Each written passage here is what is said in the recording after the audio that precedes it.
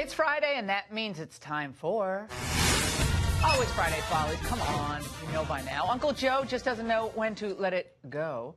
AOC sporting a new accent and video that'll make our male viewers cringe. Joining us all with all the details, Raymond Arroyo, Fox News contributor, New York Times bestselling author of #3 in a series, Will Wilder, The Amulet of Power. All right, Raymond, Joe Biden spoke publicly. He was at the Hinckley Hilton today, I understand. A lovely reference point. He was speaking at the International Brotherhood of Electrical Workers in D.C. The president of that union, Lonnie Stevenson, introduced the former Veep with a hug.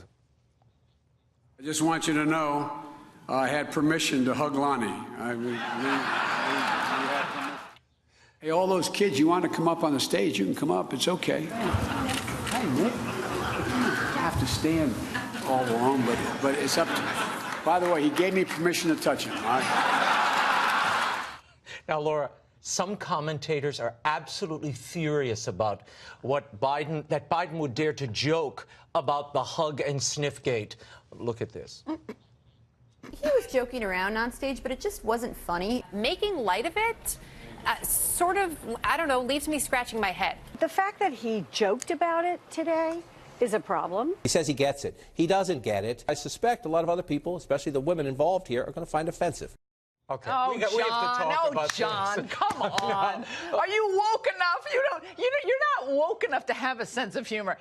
He's of a different generation. I agree with you The left entirely. has officially lost any sense Not only of the humor. left. There are people on the right who also have the torches and nooses out for Joe Biden. Oh, Look, come on. my grandfather, whom you met, ran a restaurant for years. He would hug and touch and grab people by the faces. Did that to me a few times. Right. Well, to every woman in my life. But he was being affectionate. It wasn't creepy. It wasn't lecherous.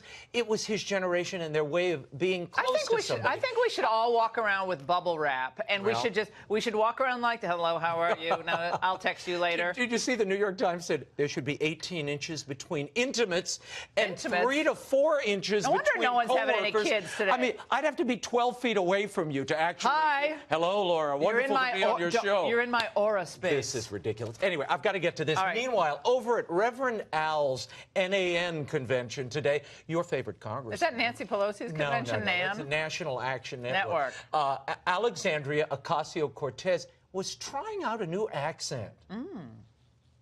The fight's been long, y'all. This is what organizing looks like. That's right. This is what building power looks like. I'm proud to be a bartender. Ain't nothing wrong with that. Well, there may be something wrong with that. Wait, AOC seems like she's trying out this new African-American Southern-esque accent. Now, she's gotten a lot of blowback, and it forced her to respond on Twitter. She wrote, "I'm from the Bronx. I act and talk like it, especially when I'm fired up and especially when I'm at home." Wait a second. But that doesn't exactly sound like Queens to me. I don't know. Oh, wait a second. Oh, the Bronx. The Bronx ain't Queens. Okay. Right. But I'm not getting that. Is ain't? No, wait, it reminded me of someone. It reminds us of who? Wait, I ain't no way tired. I don't feel no ways tired. I come too far from where I started from. Nobody told me that the road would be easy. Somebody should remind these women, all African Americans are not beneath the Mason-Dixon line, and every time you're in front of an African American audience, you don't have to try to affect this very odd.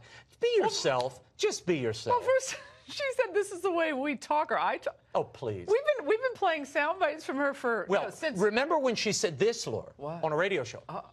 What's something that you always carry with you? Hot sauce. Really? Yes. Now, listen, I just want you to know, people are going to see this and say, okay, she's pandering to black people again. Okay. Is it working? Is it working? Yeah. That is the revelatory line. This is obvious pandering to the crowd you're in front of. It's shameful. But she was treated like a rock star, an overused phrase. But when she walked in, she got more applause than hand flailer Beto. Kamala Harris does that thing when she walks down the stage. She starts laughing. Yeah. No one's made a joke. She laughs through but AOC walks out. She owned that house. Laura, She did a good job at that speech. Before we run out of time, this next bit of video show could really be called Friday Follies. Now, this poor guy, he's a Florida lumberjack. He was removing a tree when things went very wrong. It's a reminder that when you cut down a tree, mind where you're standing. Men, you've been warned.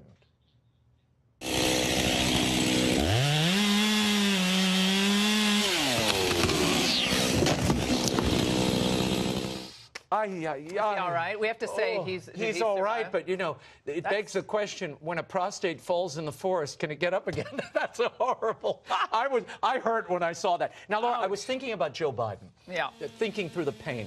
What we really perhaps need are pre-hug consent decrees. We're still playing the lumberjack. Stop playing the video. By the way, women are lumberjacks. I've been doing you know? these pre-hug consent decrees where, in case of a funeral or a school event, graduation, or Joe Biden's house, you get a pre-consent to hug people. I've been getting people to sign them all day long. And here at Fox, oh, you have another? Thank you. Oh, thank you. Okay, I don't need you to sign it. I've got plenty of. Oh, so you were allowed to hug. I have the consent form. Yes. Oh. Now I'm going to go get Tucker to sign one next. Bye, Laura. Have a good weekend. I won't send one.